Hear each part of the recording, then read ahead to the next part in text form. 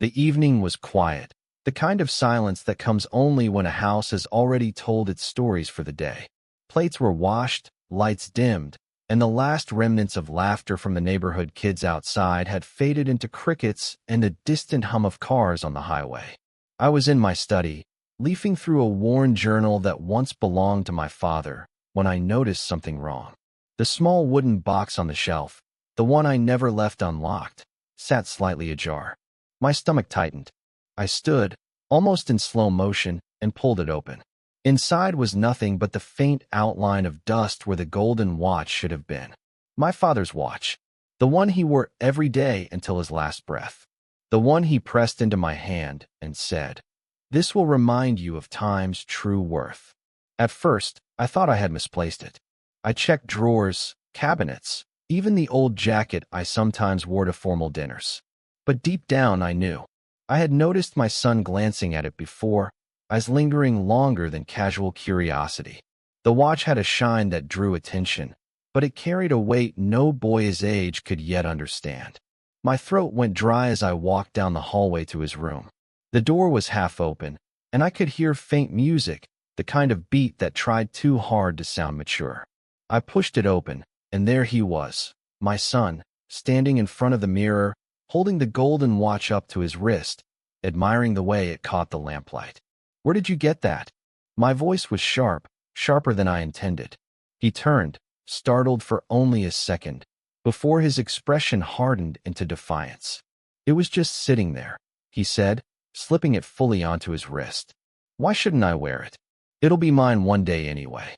My heart ached at the casual disrespect in his tone. "That watch wasn't yours to take," I replied, trying to keep my voice calm.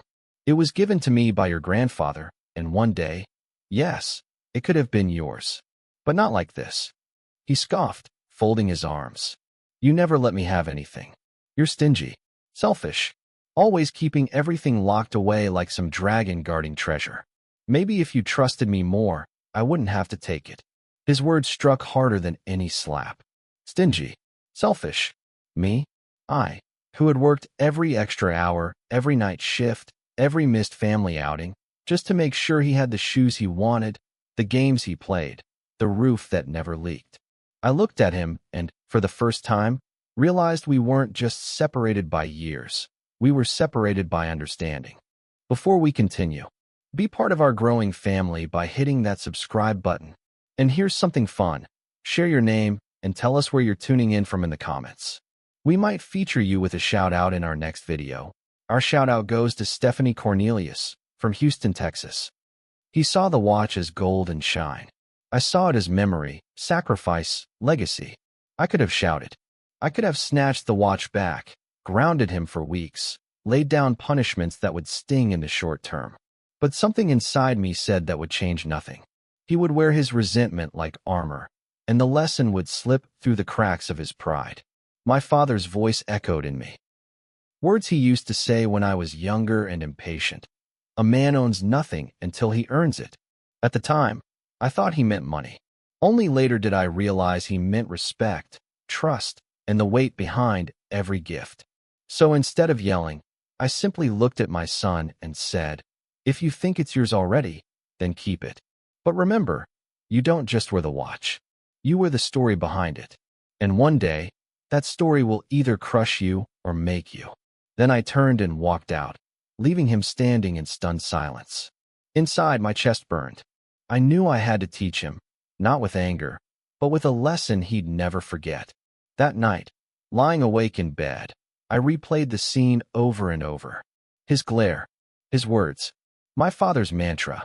The idea began to take shape, like a storm cloud gathering on the horizon. I wouldn't just take the watch back. No, I would let him keep believing it was his until he realized for himself what it truly cost. That would be the only way he'd learn, the only way he'd grow. And in that decision, I felt the first ember of a plan spark to life. The morning after the confrontation, the house felt heavier than usual. My son avoided me at breakfast, his eyes glued to his phone, his fork clinking against the plate like a wall of sound meant to drown out the silence between us. I didn't press him. Sometimes silence speaks louder than words. But inside, My thoughts churned like restless water. The watch wasn't just a piece of jewelry. It was the last bridge between me and the man who raised me. To see it stolen by my own child, and worse, to hear myself called selfish for guarding it, cut deeper than I'd expected. I needed clarity. And when I needed clarity, I always thought of one man. Mr. Kwan, the old clockmaker who lived 3 streets away. He had been in our family's orbit for decades, long before my father passed. I still remembered being a boy, walking beside my father to Mr. Kwan's dusty little shop with the golden gears hanging in the window. My father would hand him the watch whenever it lost a tick, and the old man would polish it as if it were royalty. "Every second is alive in here," he once told me, letting me hold the disassembled gears in my palm. "Time is not given. It is built." I decided that morning to visit him. The shop hadn't changed much in the years since my father died. Its windows still caught the sun in a scatter of reflections. Inside, the air smelled of old wood, oil, and patience. Mr. Kwan was bent over his workbench, his round glasses magnifying his eyes until they looked like 2 glass marbles. He didn't look up right away when the door chime jingled, but when he finally did, his face broke into a smile. "Ah," he said, his voice warm but slow, as if each word had been measured carefully. "The son of the man with the golden watch." He set his tools down and gestured for me to sit.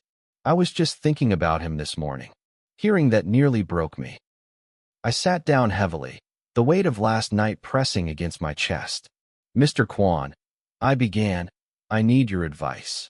He tilted his head, listening the way only a man who had spent his life in silence could listen, without rushing, without filling the air with his own stories. I told him everything. The theft, the accusation, the way my son looked at me as though I were his enemy instead of his father. I expected Mr. Kwan to frown, maybe even scold me for letting the boy get away with it. But he didn't. Instead, he leaned back, folded his hands, and let the quiet stretch until it almost forced me to shift uncomfortably. Then, finally, he spoke. "You are hurt because you think he stole an object," he said. "But really, what he stole was your memory. That watch," he paused, raising a thin finger, "is not made of gold. It is made of sacrifice. Your father's sacrifice. Yours. And he does not yet understand the cost of sacrifice." I nodded slowly, the truth of his words sinking in. "So what do I do? Do I take it back and lock it away again?" Mr. Kwan's smile was small but knowing. "If you only take it back, he learns nothing. If you punish him, he may obey, but he will not understand. But if you let him taste what it costs, if he sees that time is not something you inherit, but something you earn, then he will learn everything."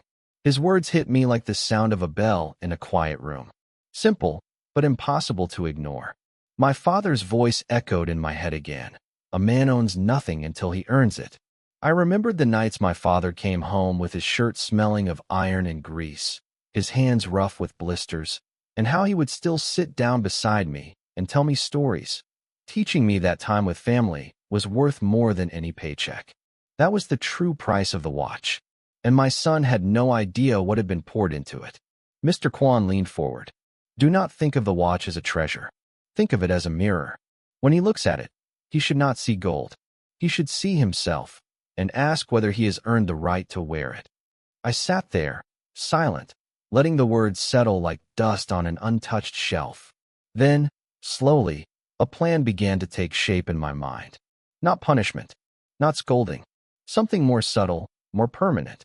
I would not fight his pride with my anger. I would let his pride trip him.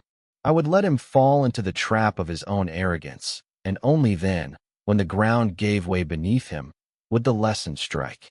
When I finally rose to leave, Mr. Kwan put a hand on my shoulder. His grip was firm despite his age. "Do not be afraid to let him stumble. The ground teaches better than the hand." I thanked him, my heart steadier than when I had arrived. As I stepped out of the shop, the bell above the door chimed once again, a sound so small yet so final, as if it marked the start of a countdown. My son thought he had won by taking the watch.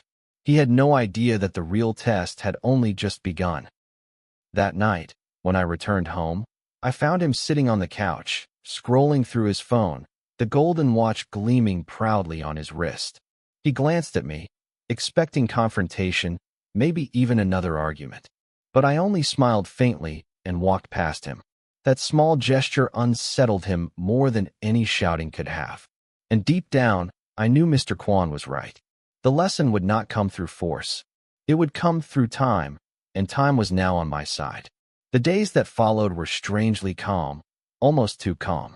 My son strutted around the house with the golden watch gleaming on his wrist, every movement deliberate, as if he wanted to make sure I noticed it in the light. He wore it to school, to the store, even when mowing the lawn. His arrogance grew in proportion to the shine of that timepiece. And though I said nothing, each smirk, each dismissive glance in my direction added another stone to the weight I carried in my chest. But patience is a weapon sharper than any blade, and I was sharpening mine. Mr. Kwan's words replayed in my mind like a melody. Do not think of the watch as a treasure. Think of it as a mirror. The time was coming when that mirror would reflect not just gold, but the boy's own pride back at him, magnified and undeniable. And for that moment to have the greatest impact, it needed an audience. So I called for a family dinner.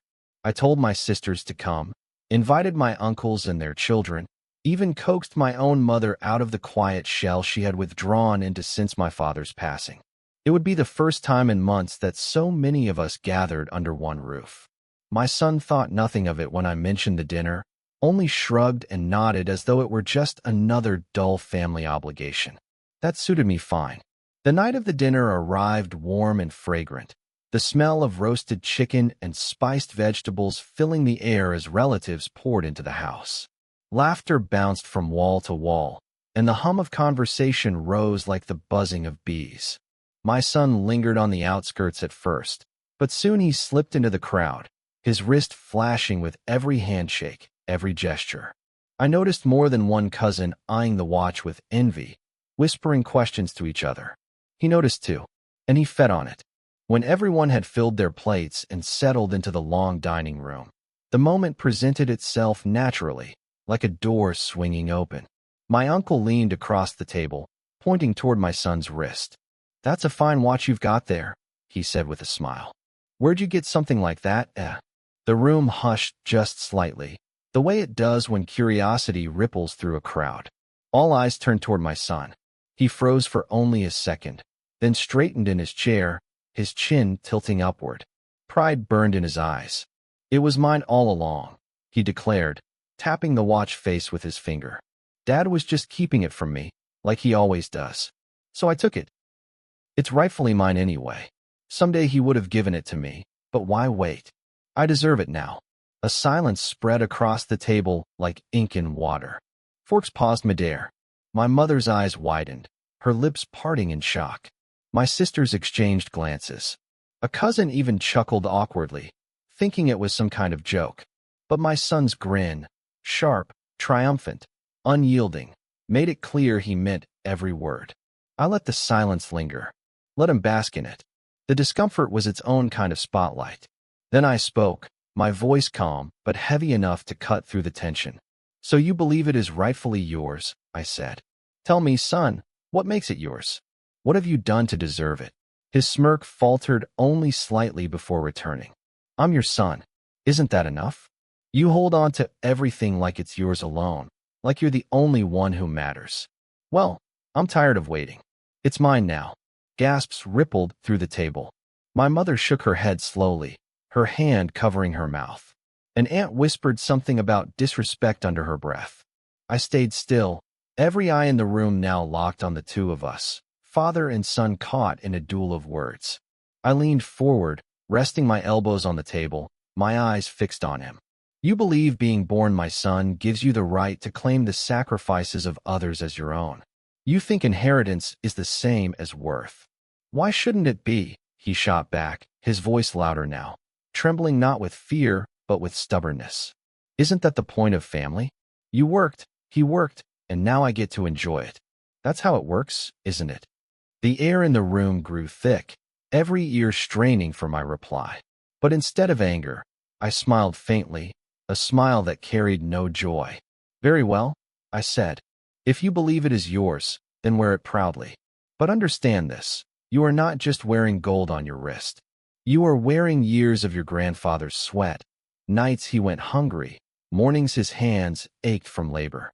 You are wearing the very last thing he gave me before his final breath. If you believe you've earned the right to carry that weight, then stand tall and let every person here witness it. He faltered then. His shoulders stiffened, and for a moment, the fire in his eyes dimmed under the scrutiny of the family gathered around him. But pride is a cruel master. He straightened again and lifted his wrist higher, showing the watch to the table as though it were a crown. A murmur of discomfort swept through the room. My mother's eyes filled with tears. My uncle shook his head. The silence that followed was louder than any shouting match. And in that silence, I knew the stage was set. He had publicly claimed what he did not understand, and soon, very soon, he would feel the cost of that claim pressing down on him like a weight he could not carry. The dinner moved on awkwardly after that. Conversations fractured, laughter thin and forced. But the image of my son flaunting the watch in front of his family lingered in every mind. And when the plates were cleared and the guests departed, I knew the next step of my plan was ready to unfold. The stage had been lit. The world had seen his pride. And soon, he would see his downfall. Thank you so much for watching. If you enjoyed this story, don't forget to hit that subscribe button and help us reach our first 1,000 subscribers. Your support means the world to us.